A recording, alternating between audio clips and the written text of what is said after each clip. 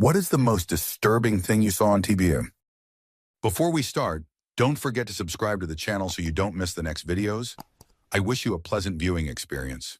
Story 1. The beheading of Nicholas Berg, the American businessman working and kidnapped in Iraq. On Chinese TV news while I was visiting China in 2006. The whole thing was shown rather than just the still image of a person with a black bag over their head.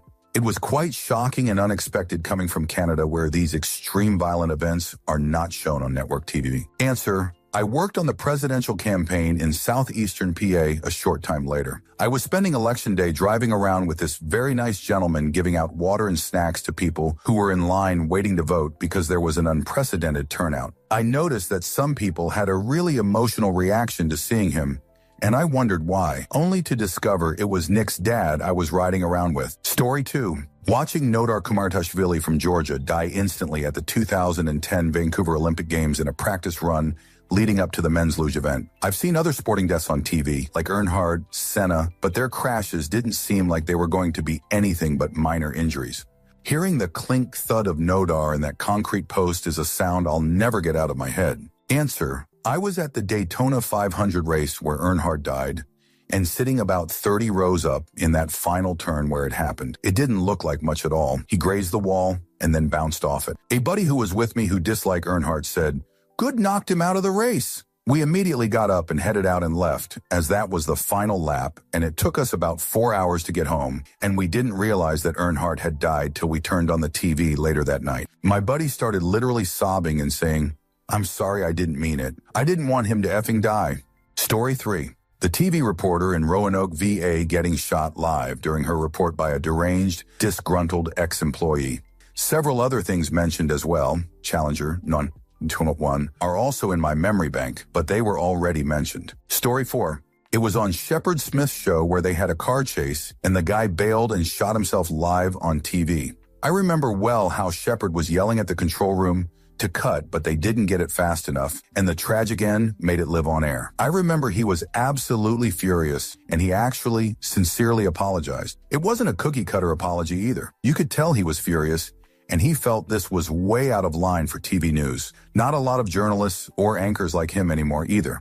Story 5. The earliest disturbing TV memory I can remember is news footage of Carl Wallenda, famed tightrope walker, falling to his passing in San Juan in Puerto Rico in 1978. They showed him falling and hitting the ground. I had just seen him perform at a circus a few years earlier. Story 6. Weapon. And then realization that the debris I saw falling from the towers were people jumping from many stories up. Sure enough. Answer: if any young Redditors are reading this and have only experienced 911 through secondhand accounts, or if you're like me and were too young to fully understand what everyone felt that day, this video is an incredibly eerie piece of journalism. It's a real-time dashboard that shows live news footage, airline data, civilian footage, first responder calls, and trackers for every single event before, during, and after the 911 attacks. I remember finding it on YouTube one night, not thinking it'd sit through the entire 4-hour thing, but I had been so young at the time of the attacks, and I was curious, so I clicked on it and ended up staying up until 4 a.m. to finish it. I was instantly mesmerized by how normal the news broadcast was in the hour or two leading up to it, and it was like a horror movie, slowly seeing the planes get hijacked, the airline communications begin, and slowly tracking the planes making their way to New York, all while regular news topics and advertisements played along like a time capsule for 2001. Once the attacks began and continued through the collapse of the towers, the realization and sadness of what all transpired that day really sank in for me. I remember the newscasters mentioning how paper debris was falling from the buildings and having the sinking realization that these people couldn't comprehend it was actually people falling in that moment. Story 7. Clint Malarchuk getting his throat cut by a hockey skate. You could watch the blood squirt while his heart beat. Only reason he survived was because the trainer was a Vietnam vet medic who stuck his fingers into Clint's throat and pinched the artery shut. Story 8. The dead bloated bodies left in the streets of New Orleans after Hurricane Katrina. That was the most messed up thing I'd ever seen, and I lived through Vietnam War coverage and other atrocities. Story 9. Narnia Buritum. About 10 years ago, there was a report on the Ebola crisis in Africa. News crews were following Médecins Sans Frontières. There was a film of a little boy bleeding from the eyes, lying on his back and screaming, and the voiceover said both his parents died and there was no one to stay with him as he passed away. It proper shook me. Story 10. Grew up in a country in Central America where they do not censor the news. A 1-year-old baby had gone missing, and the news was showing live footage of the search. The body was found in a muddy swamp, and I watched as they wrested the body out and hoisted it up by its leg. Story 11. 20-ish after the earthquake in Haiti, I was watching the news and there was a group of people trying to pull somebody out from under a collapsed building. The camera zoomed in and the people pulled until the person came apart. Story 12. Challenger and 9/11.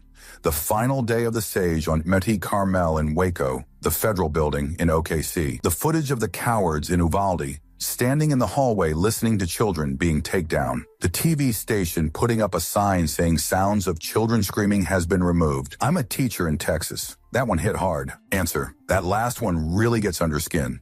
All those fat jerk cops playing games on their phones with Punisher logos on the back, doing absolutely nothing while kids are down the hall, screaming in terror for their mothers and then being slaughtered. Then to have the audacity to arrest and continue to harass anyone who tried to hold them to account. Each and every one of those cops could die a slow and painful passing, and I would feel absolutely no sympathy. Story 13. The war in Vietnam. I used to watch the news with my dad. I credit Walter Cronkite with making me a pacifist. To paraphrase Hawkeye Pierce, war isn't hell. War is far worse than hell because there are no innocent bystanders in hell. War is nothing but innocent bystanders. Story 14. The Boxburg explosions of 24th on December 2022. I watched live as people walked up to the fuel truck to film or try to steal some fuel, and then the truck exploded. The bodies were everywhere, skin burned off. There was a man walking around screaming, "I'm burning," and someone saying to him, "Go to the hospital, man." Answer. People in South Africa have run out of empathy. You wouldn't understand it until you live it. Nobody helps.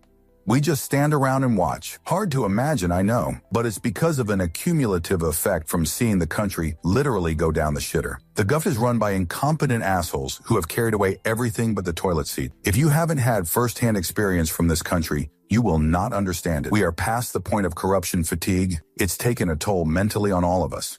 You cannot keep caring if the cup is empty, and it's been empty for a while. Story 15. I was watching a college basketball game, and they cut out to a live feed of the raid at the Waco compound. I saw a couple of ATF agents get shot and collapse before they ended the feed. During the riots after the Rodney King trial, CNN was live, and I got to see Reginald Denny get hacked out of his truck and beaten. Before immigrating, the atrocities during the Troubles were always on the TV. Story 16. Everything I saw on 911. Second tower getting hit, people jumping from the towers, both of them falling, the Pentagon getting hit, and my brother works there. I still have nightmares about that day. Answer. Yeah, watching victims' final moments on live television is why I've always had a difficult time finding humor in jokes about the attacks. I try not to judge, but when younger people who were too young to understand what was happening or not even born yet or callous assholes joke about 911, all I can think of is those victims who had two choices, burn or jump. I watched them make their decisions in real time, and that affected me in a way many will never understand. I can't laugh about it. Story 17. Columbine shooting broadcast on CNN. Not from inside, obviously, but I specifically recall seeing kids running for their lives from the school. The news crews showed up quick to that scene, and were waiting to see how everything would play out. This was before everyone was all jaded about school shootings, so it was pretty shocking to see. I happened to be celebrating 420 and was channel surfing, and thought I was watching a movie at first. Now the national news probably wouldn't bother covering it live. Answer. I was in middle school when the Columbine shooting happened, and I lived less than an hour's drive from that school. I was at my friend's house after school, and we turned on the TV, saw that there was a live news thing happening. It was after the shooters were dead, but they were still sweeping the school for bombs. I just have this memory of seeing high schoolers who'd been cleared and put on buses to get out of there, sticking their heads and arms out of the windows, others running up to them on the sidewalk to grab at their hands. Everyone trying to find out whether their friends were still alive and to make those connections in the chaos. At the time, it was deeply shocking. I wish it still were. Story 18. 1 9/11 people jumping to their deaths, the second plane hitting. 2 2006. I was in China when they broadcast the execution of Saddam Hussein and the aftermath of an angry mob tearing at his body. 3 2011 Tohoku tsunami. Story 19. October 1981. The assassination of Anwar Sadat. I saw the unedited feed, everybody did at least once. A guy had his arm cut in half, shot right off by a machine gun. Story 20. UPS driver being shot live on TV. I saw the blood spray everywhere inside the truck. It was the chase in Fort Lauderdale, where the jewelry store had been robbed and the thieves then carjacked the UPS truck with the driver inside and led police on a chase from Miami into Fort Lauderdale. I was in the hospital the day after giving birth to my son, and my husband was on his way back from our apartment with some stuff, and he was on the same road the chase was on. I had popped on the TV in the room, and the news happened to be on, and the chase was being shown live. I called him immediately and let him know what was going on. And almost as soon as I told him, the truck got stopped at that intersection, cops started pouring out of cars and hiding behind civilian vehicles, and everyone opened fire. Someone in the truck got hit. I saw the blood go everywhere, and then it cut to the news anchors. I was holding my day-old son in my arms. I'll never forget that. Story 21. Oddly, it's two actual black and white photographs from the past. During some sort of documentary on Jack the Ripper, they showed the real photograph of his last victim as they found her. The picture is taken from across the room. Her body is lying on the bed against the far wall, which is splattered with blood. You can sort of see her head and shoulders at one end of the bed and her feet at the other end of the bed, but there is just so much missing in between. I still can't forget that. I can see it right now. The other one that sticks with me was something about the Civil War and the medical facilities for the wounded. In it, they showed a photograph of one of the hospital tents. In the corner of the tent was a huge pile of amputated arms and legs. Can't forget that one either. Story 22. This ad from a German gardening store that portrays a bunch of bugs having intimacy. And then it zooms out to a lady who is gardening while having the biggest smirk on her face. Story 23. In a 2004 remake of the Helter Skelter movie, the killings were portrayed way too graphically. I was actually shocked that they allowed it to be shown on network television. Story 24. Any highway patrol safety video from the 60s. Lots of close-ups of internal organs strewn across the road, decapitated heads, and a dead baby. Story 25. Brian Douglas Wells having the neck bomb explode while police held him at gunpoint. Jonestown. Media carts were rolled into my 8th grade algebra class. I have no idea why they thought we should see the first aerial shots of 900 dead people. Story 26. When I was 10, my insane mother made my sister and I watch a cat be put to sleep on a vet show. We were both sobbing and begging her to let us look away, but she said we had to because it would happen to our cats someday. I'm 31 and she did so many awful things to us, but this still comes back to me. Story 27.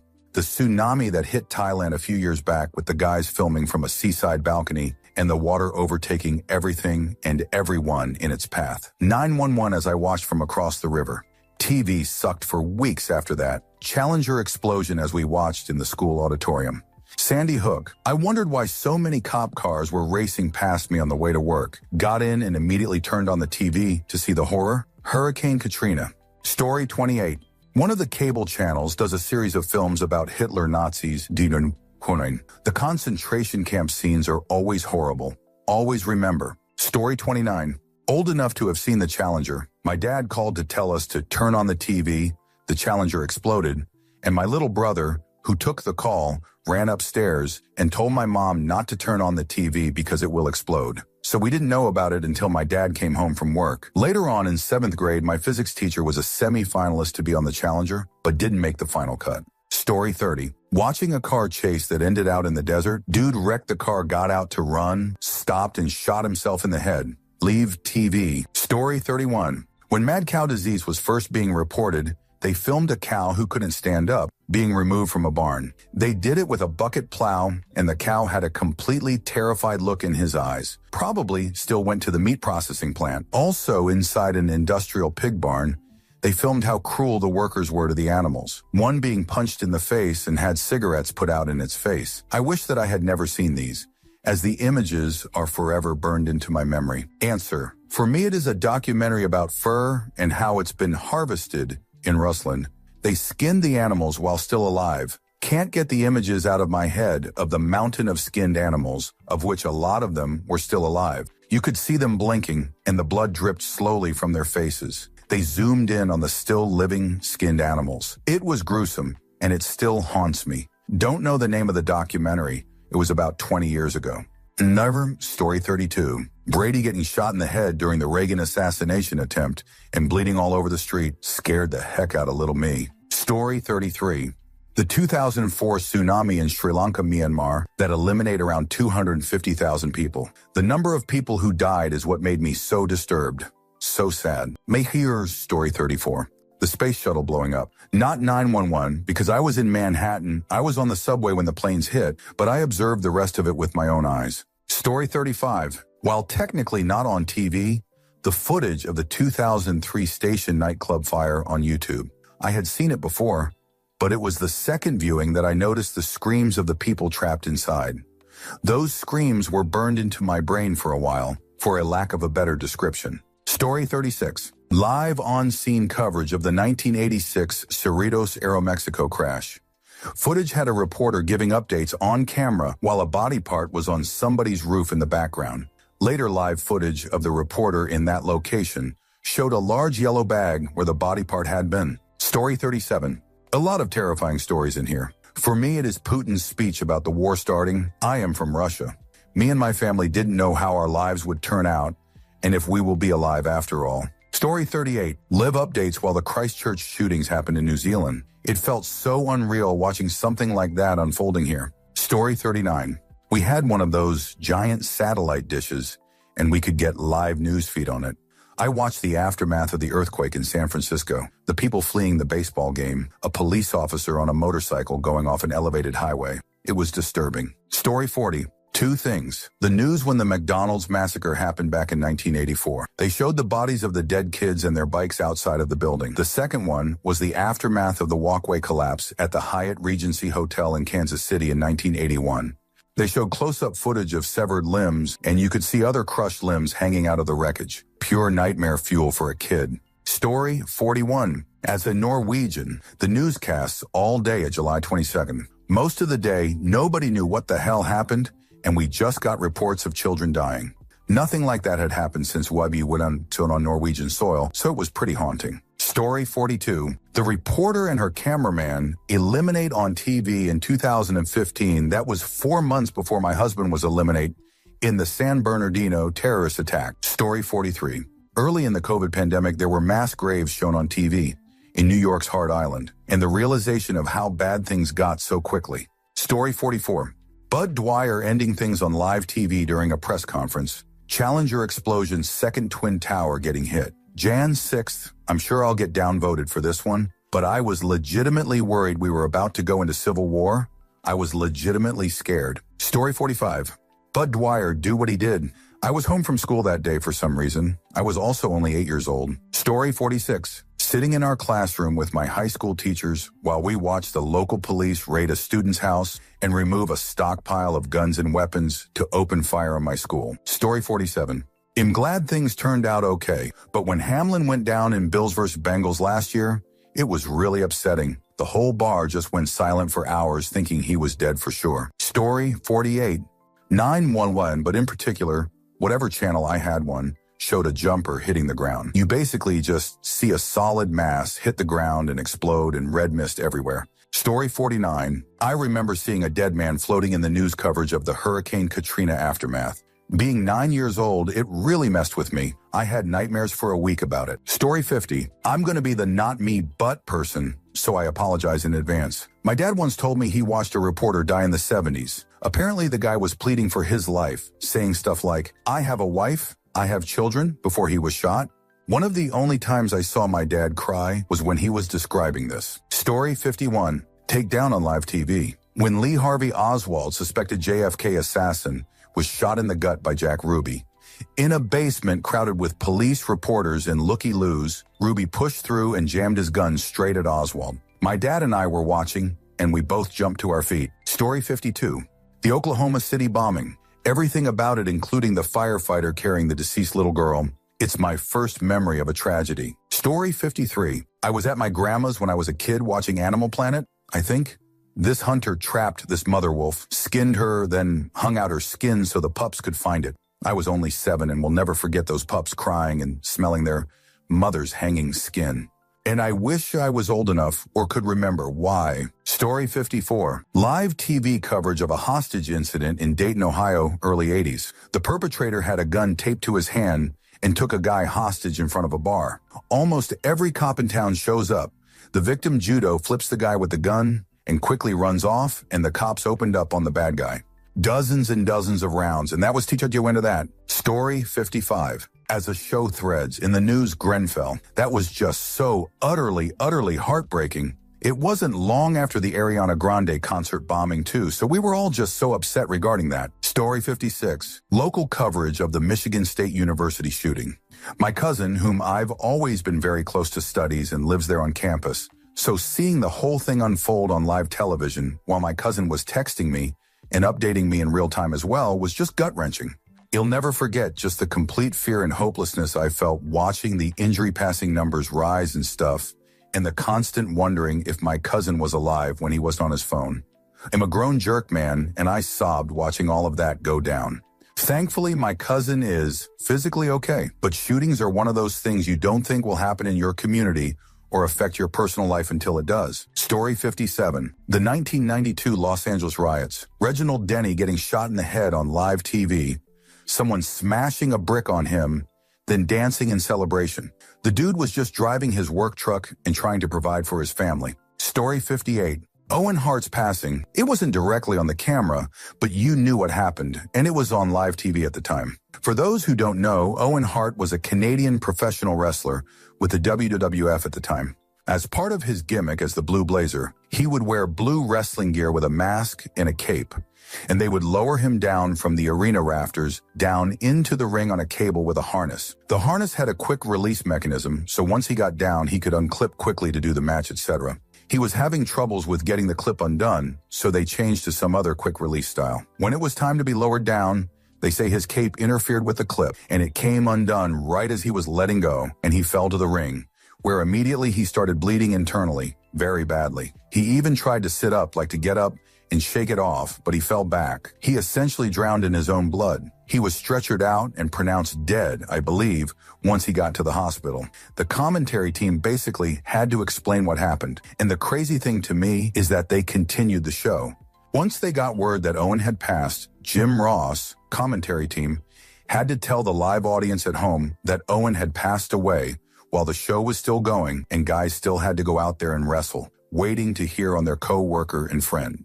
I've also heard that one of the crew members up in the rafters with him at the time said at least one of them heard the clip open, but by the time they could say anything, he was already on his descent. Of course, there's conspiracies that Vince McMahon, the owner of the WWE up until recently, had it planned to happen as a way to get back at the Hart family for something in the past, but I try not to look into that stuff too much. I was just a little kid then, as this happened in the mid-late 90s. Was watching it live with my dad. He told me a couple years ago he was so frustrated at the time that they kept the show going, and he had to explain that to his young son what had happened. I mean, yes, you could change the channel, but at the same time, you want to know if he was going to make it or not, you know? It was just an overall tragedy all around and shouldn't have even happened to begin with. Him and his wife were still young themselves and had young kids at home. Were building a big new house at the time, as Owen would have went on to make millions over the years. Him and his brother Brett were at the top of their game really at that time. Definitely one of the worst things I've seen as a kid. Story 59, fictional. When Dollarhide bit the guy's lips off graphically on the show Hannibal. I had read all of the books, so I knew that happened, but I did not expect NBC to go that far. Story 60. The Human Centipede South Park episode still haunts me to this day. I cannot even fathom what the actual Human Centipede movie is like. Are people who watch that for fun, okay? Story 61. Watching the space shuttle explode still lives with me. It was immediately obvious it was gone, but I still waited to hear the confirmation. Krista McAuliffe's parents were on screen the whole time. Story 62. I saw an interview with a young porn star and her manager who was also her stepdad. He came into her life when he was 5 and said he knew she'd grow up to be sexy when she was 6. He watched her perform and went with her to get waxed. During the interview, she had this vacant smile and described herself as a slut as he grinned. It was nauseating. Story 63. In my life, I've seen on TV Space Shuttle Challenger explode while sitting in my 3rd grade classroom. Children fleeing the gunman at Columbine, while police surrounded the building and did nothing. Children screaming at Uvalde while police surrounded the scene and did nothing except keep parents away. Los Angeles police officers beat and kick a man nearly to passing, then watch those same officers walk free. The Jonestown mass, tragic end, aftermath. Reagan and bystanders being shot by Hinckley.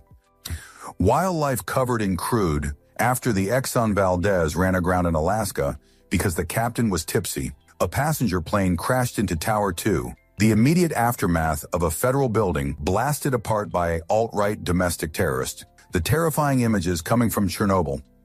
A massive shootout between the LAPD and two heavily armed and armored bank robbers that literally went on for almost an hour. Countless images of combat and war crimes from across the globe. Story 64, 911. Nothing will ever be as intense or as incredibly powerful as seeing that live on TV. The presenters across the channels were so compassionate and confused. It is seared in the memory of all who saw it. I recently visited Ground Zero. Nothing could prepare me for how raw and compelling that place is. May the souls of all rest peacefully. Story 65. Long time ago, I set the VCR to tape a documentary about tsunamis. Instead, it was a show about a school shooter. This was over 20 years ago, and I still remember exactly how fudge disturbing it was. I was maybe 13. Story 66. Probably when Bud Dwyer shot himself at a press conference in 1987. The news showed the footage of him pulling the trigger and slumping to the floor. They didn't pan away when the blood kept flowing out of him. Story 67, 911. I know it seems kind of unreal now, 20 years later, but while that was unfolding in real time, it was easily the most horrifying thing ever broadcast. Story 68. Like many others, 9/11. The second tower getting hit live, and the people jumping out of windows 1,000 to 300 meter from the ground. There are many horrific things and footage from wars that are shown on TV, but this being live seared it in my brain in a different way. Story 69. 10 years old watching Jack Ruby shoot Oswald, a bullfighter getting gored on a UHF channel from Tijuana when I was 15, and the plane hitting the second tower. Story 70. I was very upset watching people waiting for help in the stadium after Hurricane Katrina and help not arriving. There was someone in a wheelchair with a blanket over them who had passed away. Elderly people trapped in hospitals with no way to evacuate. The coverage was just searing. The people that lived through that must still be traumatized. Awful, awful time. Story 71. Not something many in here will know about, but the British Canadian Tommy Cooper having heart attack and dying live on stage at the Royal Variety Show in 1984. I was only a kid, and he'll never forget it. Story 72. Daniel V. Jones in 1998. He was diagnosed with HIV and cancer and took his life on the freeway in LA. He used a Molotov cocktail and set himself on fire, ran out, then blew his head off with a shotgun. His dog was trapped in the car and died in the fire. The whole thing was broadcast live. Story 73.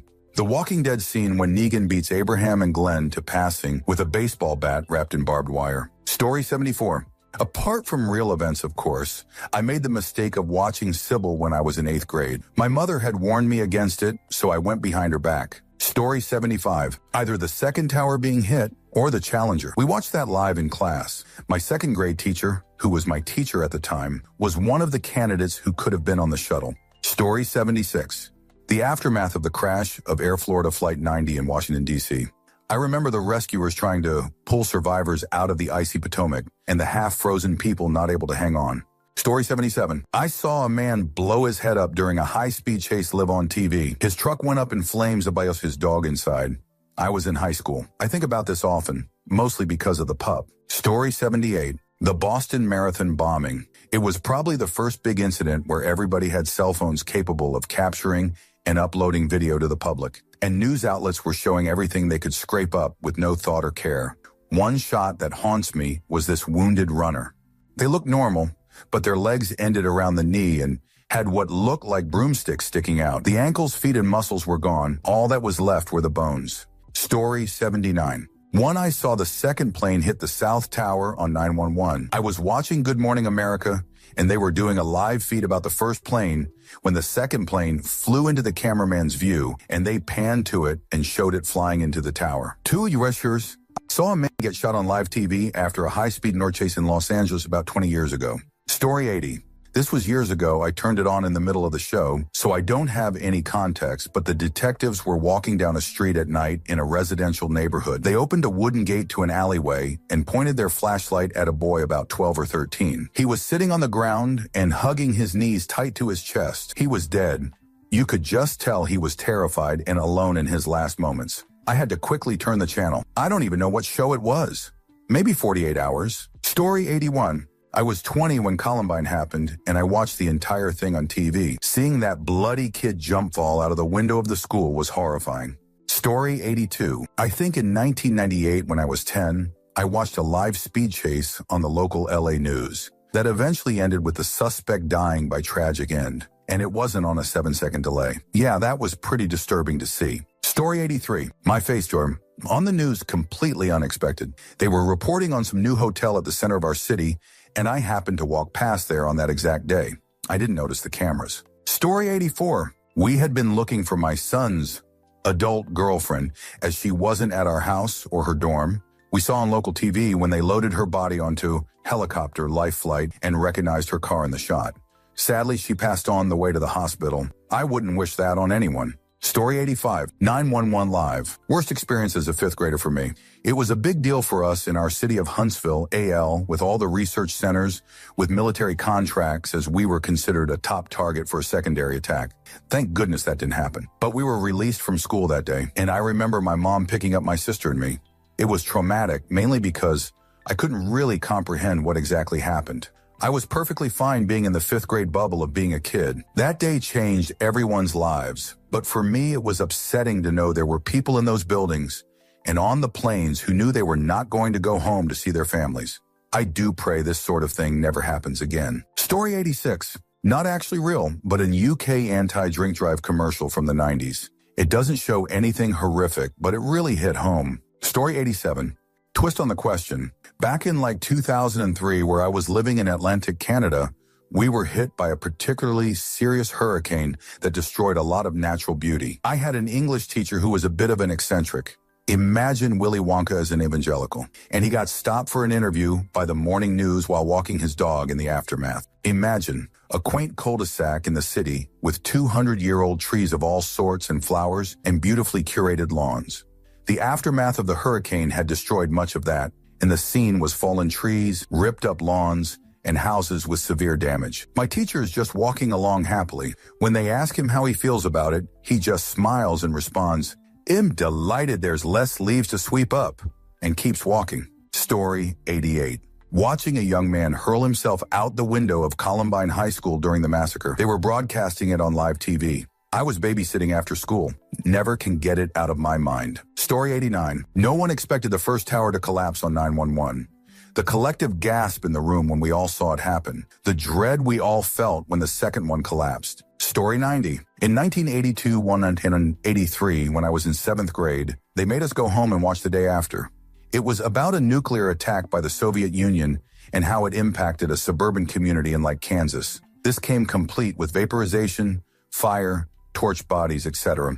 This was on primetime network TV. Also keep in mind, in 7th grade, I was 12. I was very upset by this movie, and the discussion in school where they wanted us to watch it was not helpful. Propagandized talk about the Soviet Union, the Cold War, and nuclear weapons, and how they were made-filled discussions all week. Story 91. Honestly?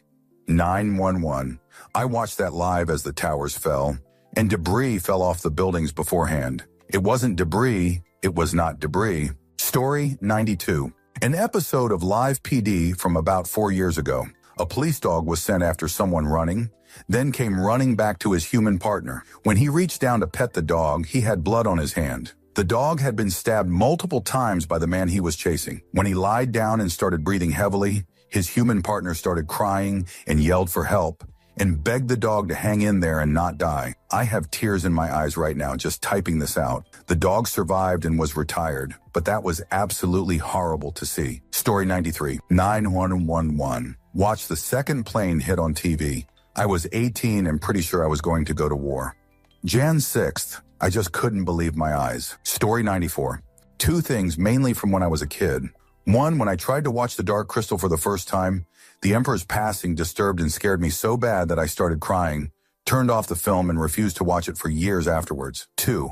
I was watching one of those Walking with Dinosaurs documentaries, and I remember one scene that scarred me for life. A little baby dinosaur bird was hatching from its egg, but it caught the attention of nearby ants. The next scene cuts to the poor hatchling writhing and chirping in pain as it's being completely covered and eaten alive by ants. There were so many ants that you couldn't even really make out the hatchling anymore. Then it later cut to a bare skeleton of the animal with most of the ants having left. Edit. It turns out the second one was from Walking with Beasts, and it involved ants eating a Gastornis chick. It wasn't as dramatic, gruesome as I remembered it being, but still disturbing to watch nonetheless. I always get squeamish whenever I see ants swarming their food, especially if it's a dead animal. Story 95. Rentnim. I witnessed federal agents setting fire to a building filled with women and children, and then I watched people on CNN, federal spokespeople, explain that it was something different, and while it was a shame, it was the Vice-President's fault and not a murderous federal government no longer worried about consequences. Story 96. News footage when a guy got in his car with his dog and set the car on fire as a form of protest. I think he got out and shot himself. It was the fire thing that I found most haunting.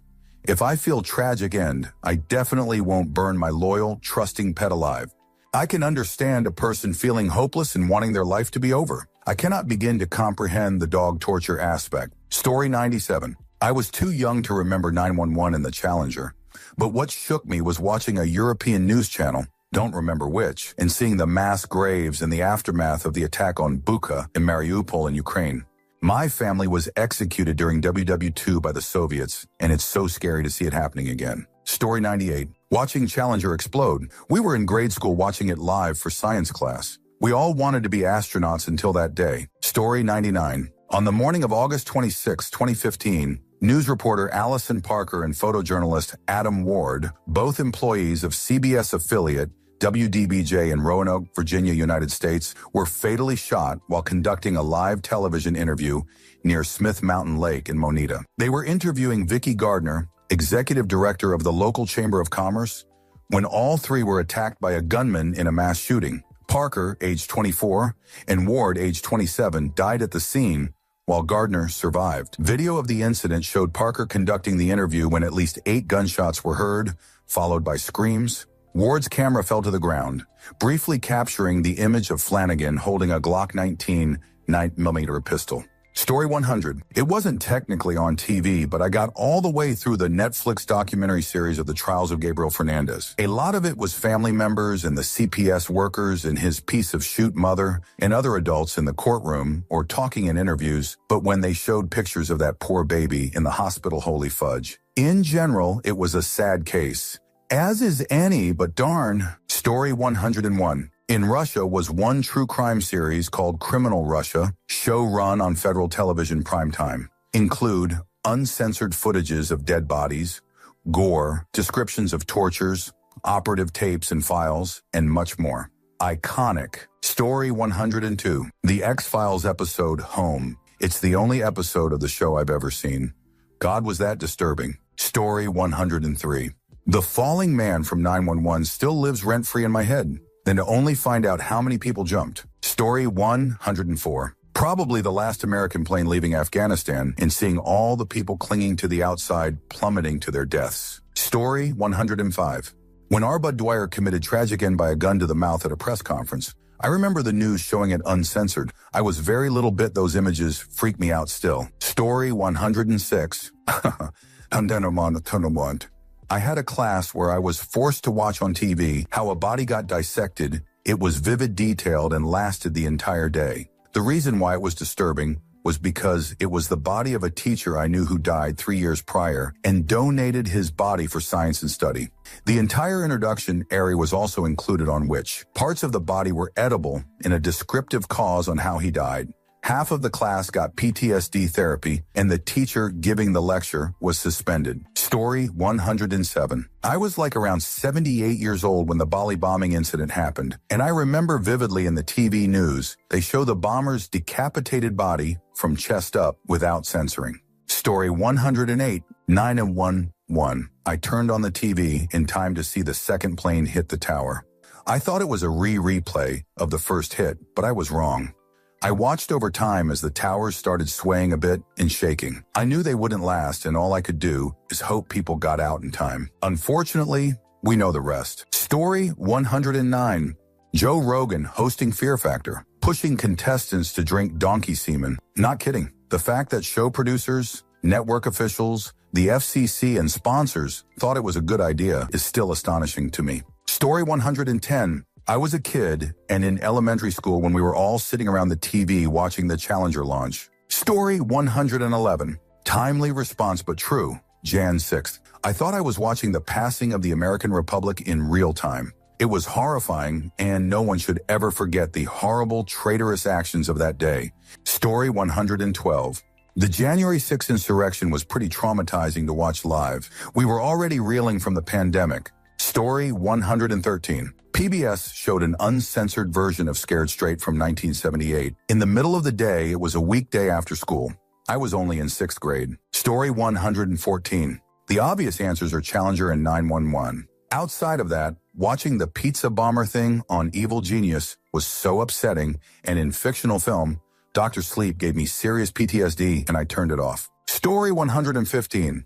Anar, in the 1960s, got home from school and was watching WNBC News from the city, and there was a report of hosing of black people in LA and Chicago, and I was watching and it showed these black men being hosed with fire hoses. These men flew, hit the wall, and looked dead. I was 14, and it was one of the pivotal moments in life where I become woke, to what was happening to African Americans in my country. Sad thing is that it could probably still happen 55 years later. Story 116.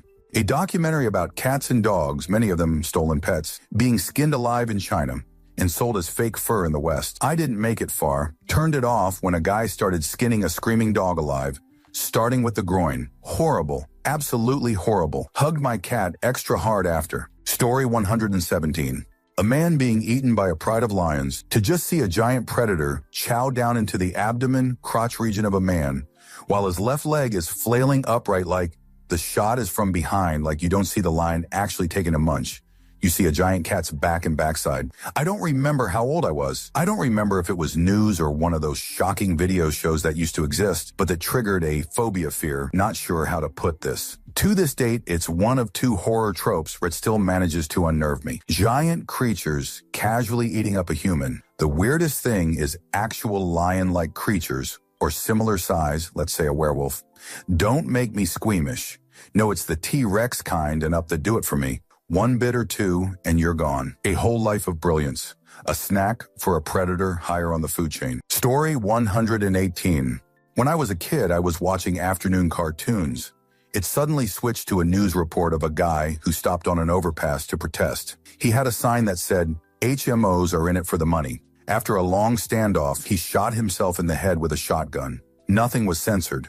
Story 119. 911. That live bank robbery with the armored bank robbers who the news crew at the time thought were SWAT, forget details. Challenger disaster. Story 120. In 1987, a Pennsylvania politician shot himself on live TV. Had to look up the facts for specifics. I was 14 and don't remember why he did it. I remember I was home from school. The reason why, I have no idea. He was having a press conference. He apologized to his family and friends, then pulled out a pistol and shot himself. I remember my mom panicking that I saw that and quickly turned off the TV. Only thing I remember about him was his name. It was Bud Dwyer. After doing some fact-checking, I found he was about to sentence to 40 years in prison for bribery. Story 121. Probably Challenger. I was young and kept trying to get my mom to look at the TV. Was in basic training when 911 happened, so I never saw it. Story 122. 3 years ago today exactly, watching Americans rally up and openly attack institutions of American democracy.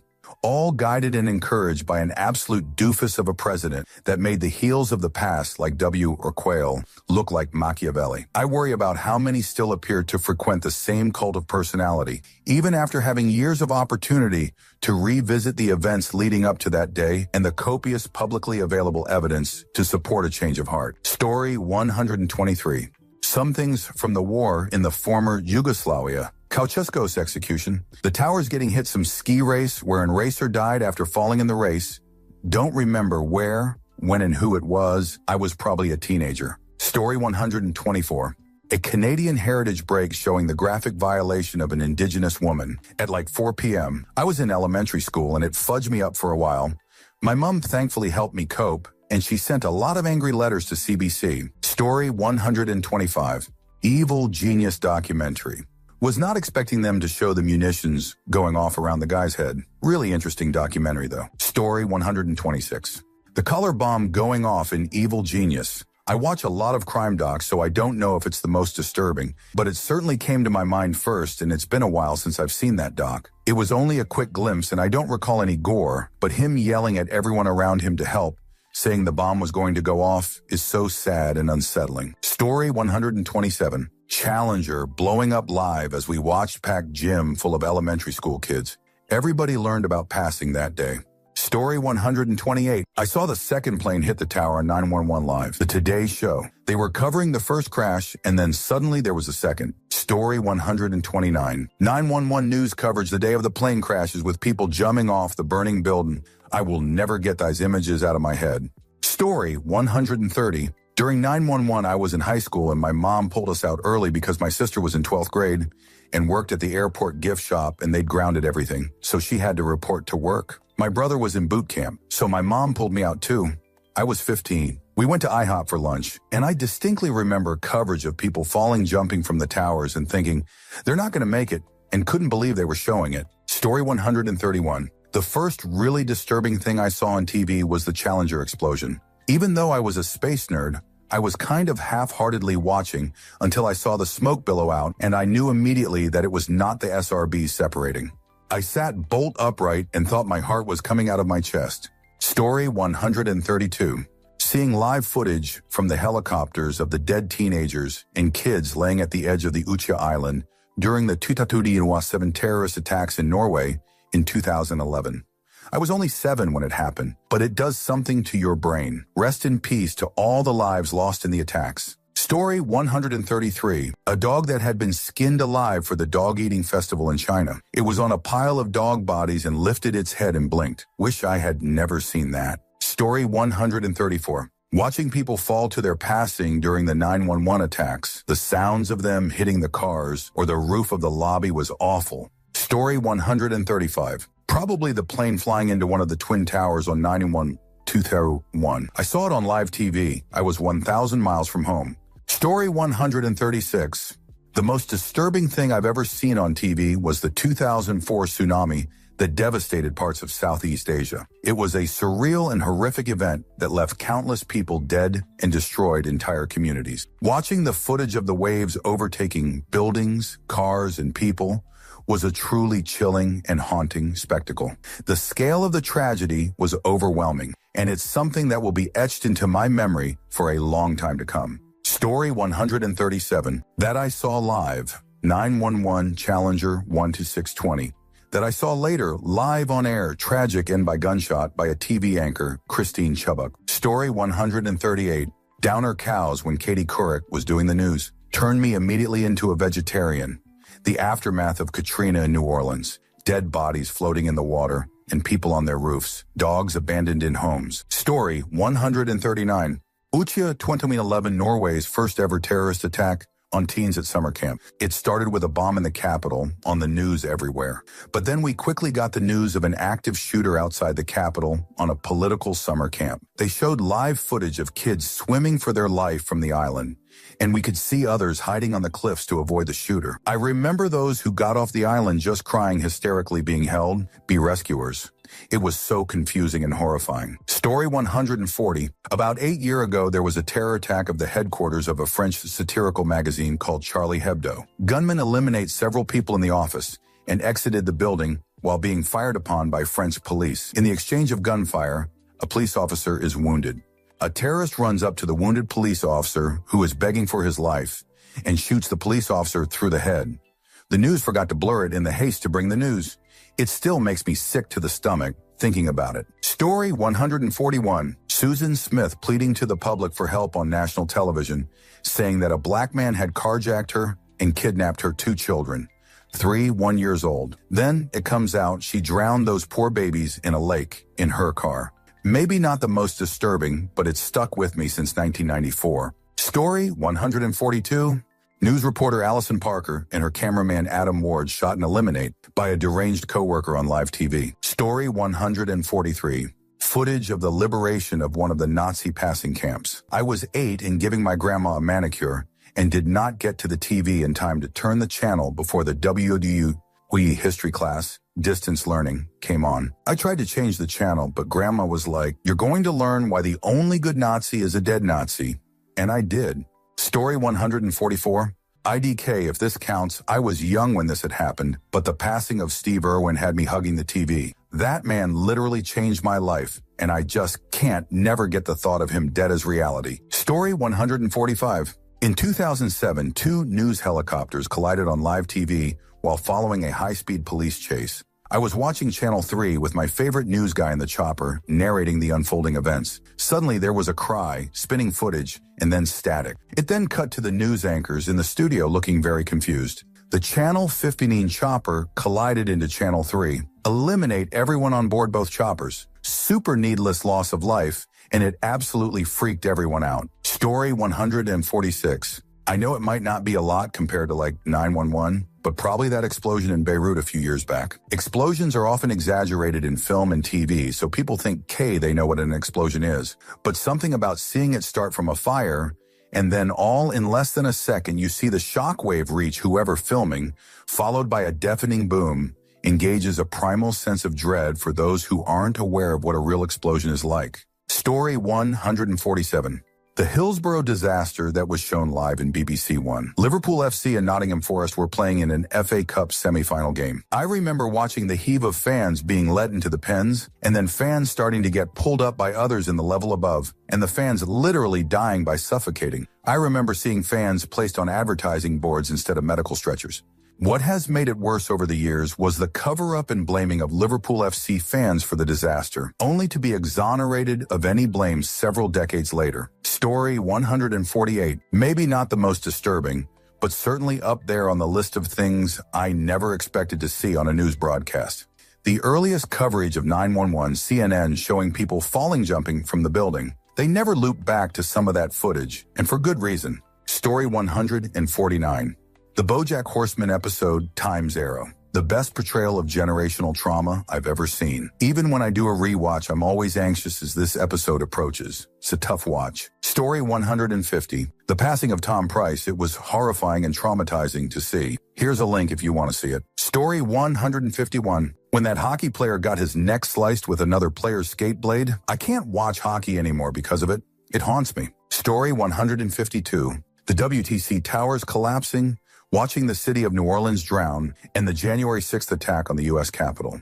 Story 153. The country I live in electing Donald Trump as president. I knew people were stupid, but I never understood just how bad it's gotten. Story 154. Everyone else has mentioned the classics, so I am going to go with Christine Blasey Ford's testimony at Brett Kavanaugh's confirmation hearings. The look on her face towards the end just broke me. Story 155. I saw Challenger on live TV. I saw the 2 towers fall on live TV. I saw the orange cringe win an election. The last one is by far the worst. Nobody wanted the first one to happen. 20 or 30 people worked to make the second one happen. Millions contributed to the third one. That makes it the worst. Also passing toll worse too.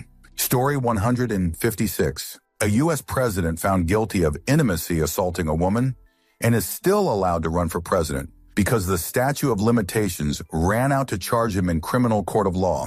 To me, that's as disturbing. Engaging in an insurrection against our elections and still be allowed to run for president is disturbing. Supreme Court justices accepting very expensive gifts from conservative megadonors and not reporting to IRS and no consequences. Disturbing. That's just to name a few of the top most disturbing news presented on TV. Answer, I was freshly 18, cast my very first vote, and I was very confident after seeing my very first presidential debate that included Trump making period jokes about Fox News anchor Megyn Kelly that there was simply no possibility that such a man would ever be sworn in. I will never forget the nausea and terror I felt as I watched a crowd of frat boys celebrating outside my dorm window. This was only a few weeks after a violation case had shaken my campus, and I was so terrified for what this meant for me as a woman. Story 157. Back in the 70s, my friend's dad had a cigarette dispenser on his TV. You lifted the tail and the cigarette came out of the donkey's jerk. Story 158, probably POTUS DET saying I love you and you're very special right after a bunch of terrorists attacked the Capitol building. Story 159, Negan smashing people with his bat in The Walking Dead. The setup was so good too because they made you fear him before you saw him. Story 160, Dan Weldon's crash. Was always a big fan of his, but seeing that crash and then response to it, my dad and I both knew what it was. It was awful. Story 161, R. Bud Dwyer's tragic end. On January 22nd, 1987, R. Bud Dwyer, Pennsylvania State Treasurer, called a news conference in the Pennsylvania State Capitol building in Harrisburg, during which he fatally shot himself with a .357 Magnum revolver in front of reporters. Dwyer's tragic end was broadcast later that day to a wide television audience. I was 18 and saw it myself. Unbelievable. Story 162. I'm old enough to remember Bobby Kennedy being eliminated and can remember exactly where I was when other big events happened, but I didn't see any of them as they were happening. So the answer for me is 911. I got to work and my boss told me about what was going on.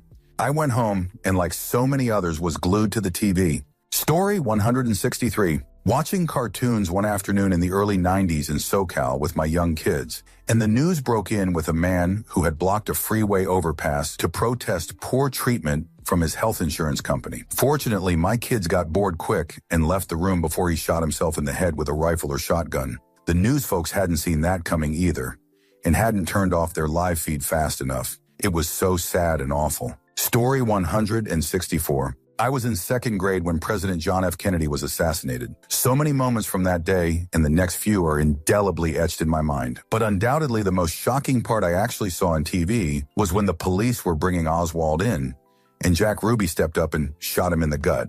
Right there, live on national TV. Story 165.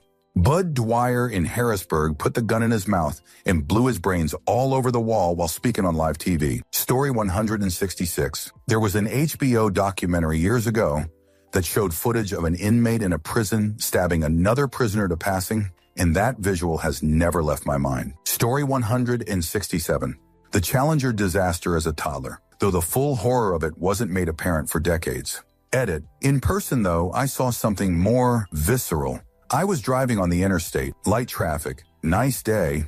I was passed by one of those little kit sports cars that used to be fairly popular. I was going 70 miles per hour, past me like I was at a stoplight. About 30 minutes later, traffic comes to a standstill. I see there's state troopers waving people around what I assume was a truck with a popped tire. What it was a semi with that kit car under its rear axle and a dinner plate size splat on the bottom of the loading ramp. That was a few decades ago nearly, and I remember it with more clarity than most things in my life. Additional edit, I can't spell for crap.